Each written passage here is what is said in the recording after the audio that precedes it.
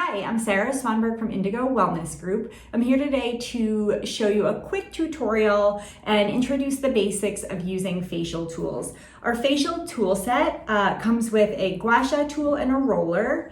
And we also offer facial cups and our Indiglo facial oil, which is specially designed for the techniques we're using today. Different oils have different absorption rates on the skin, and so we want an oil that is going to absorb and not leave you feeling too greasy after, but isn't going to be too slippery for the techniques we want to do.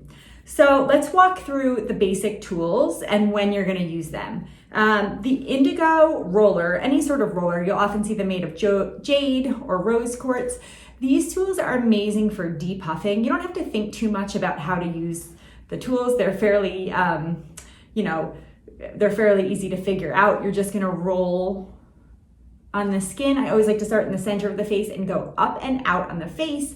But on the neck, which is actually the area we always wanna start with, we're gonna go down just to encourage drainage of fluids toward our lymph nodes. We wanna spend a couple minutes doing that either with manual massage or with a roller tool or the gua sha, going down the front and back of the neck before working the face, so that the fluids that we're trying to drain from the face that create puffiness, so that they have somewhere to go. So we're gonna start in the center of the face, rolling out. You can go over the lips, over the cheekbone. You're gonna switch to the smaller side of it to come down the side of the nose. We actually hold a lot of fluid in here when we're feeling a little bit puffy, so you wanna make sure you're working that out. And then you can go under the eye, and also under the eyebrow, right on the bone under there. In the center of the forehead, we're gonna work up and out. You can always go up into the hairline a little bit. The muscles that we're working with, they don't end right where our hairline ends. They keep going on. So I like to use these tools with oil before I'm gonna know that I'm gonna wash my hair, because you will get a little bit of oil in there. The roller does not necessarily need an oil. You'll see that it really glides across the skin on its own. So if you're just gonna use a roller, go for it on dry skin. You can also use this over a sheet mask. It's amazing for helping to push the serums that are on the mask deeper into the skin. It also helps speed up the amount of time you would need to wear it. I think most face masks say to keep on for 15 to 20 minutes, which isn't always something you have time to do, and it isn't always comfortable. So if you want to use this to kind of speed up that absorption, can really help. I like to keep a few of these around the house. I keep one on my nightstand. I keep an extra one in the fridge.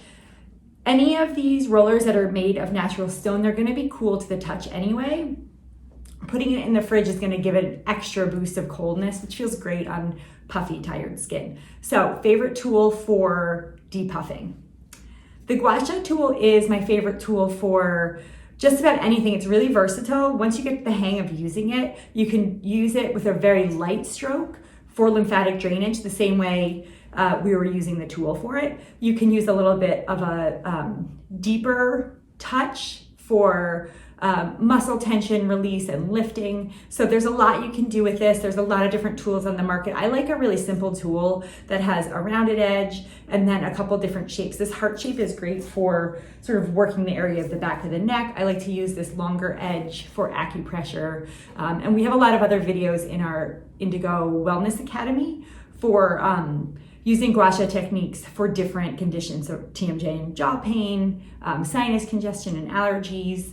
But today we're just gonna use the basic technique. So you don't want to use the tool at a 45-degree angle. What we're going for is as much contact with the tool as possible. So really, you're gonna have about a 15-degree angle with your thumb just helping to pull the stone along. We also like to use the other hand to sort of anchor the skin. What you're gonna get here when you glide along the chin is a little bit of a pull between your hand and the tool.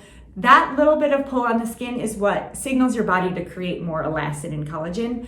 If we don't have enough oil, it's gonna feel like really hard and damaging to the skin. And if we have too much oil or something that's too slippery, we're gonna fly right off. So always start light with your oil and then add on as you need. Sometimes I find my skin tends to be dry and it'll soak up this oil really quickly. This has a combination of rosehip and grapeseed oils, which are really quickly absorbed by the skin, and then argan and jojoba, which take a little bit longer to absorb.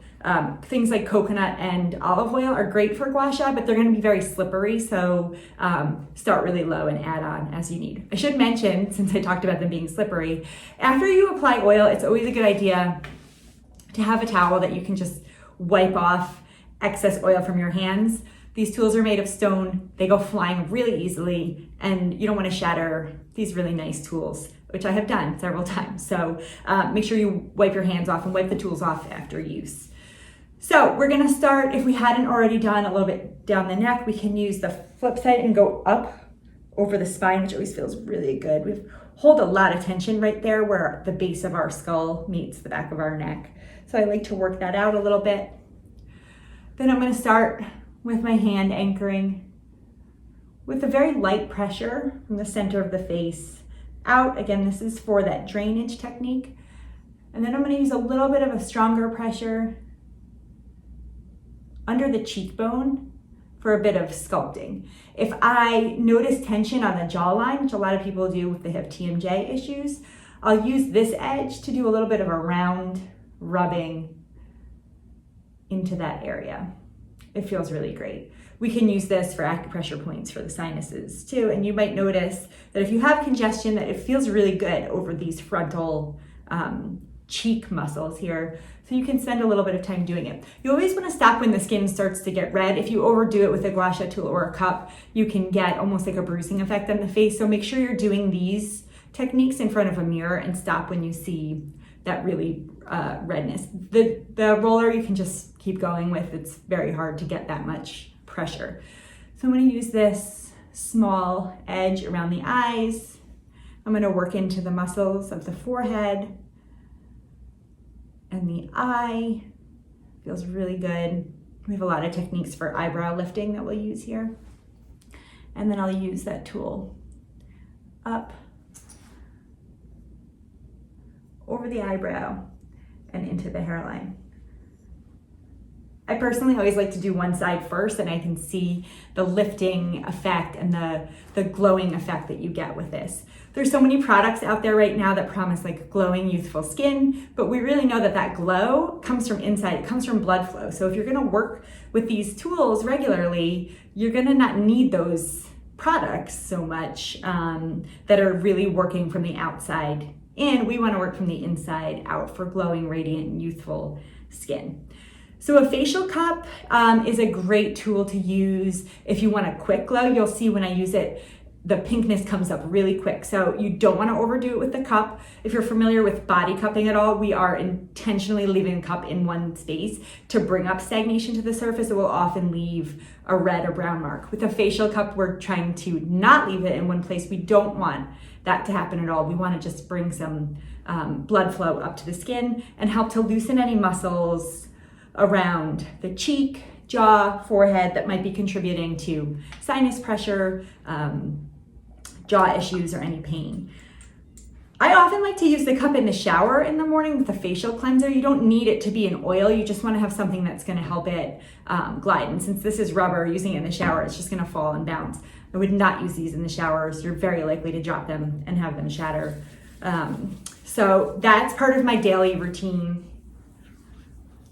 during like cold and flu season. And anytime I feel like my skin's looking a little bit dull or tired, the cupping technique is really quick. So you're going to squeeze the cup so that there's enough pressure to create suction. You'll know you have suction. If it sticks, don't leave it in place for too long. You don't want that mark. We call this the unicorn point. And we have ended up with round red circles, which do go away in a couple days, but you don't necessarily want that. So you're going to use this, apply the suction, and then just glide it over your face. If it doesn't glide easily, you need a little bit more oil. I'm going to work around the cheekbone, up and out, and then a little bit in sort of like a rainbow type shape over the eyebrow. And you can probably see the side of my face is getting really pink really quickly. It's normal to feel a little bit like hot and flushed afterwards. That's actually what we're intending to do, is bring blood flow really quickly up, create like a very low level inflammation that will signal the body to send its repair mechanisms up to your skin, creating youthful skin.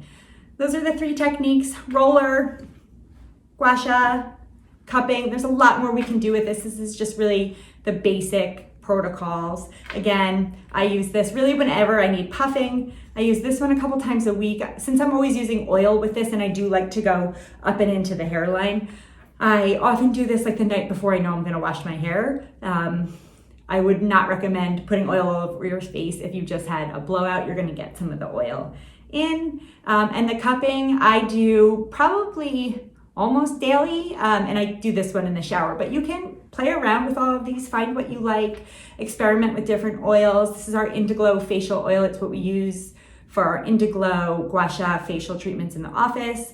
We played around with a lot of different formulations before finding one that we felt both absorbed into the skin but wasn't too slippery and didn't leave you feeling too greasy. I have drier skin, so often I will just blot off a little bit of the excess oil and then leave it on my skin for a while. If you want to incorporate this in part of a regular skincare routine, you might be taking the oil off now and using your toner and moisturizer or a mask. There's really no wrong way to do it. It's all about experimenting and figuring out what works for you.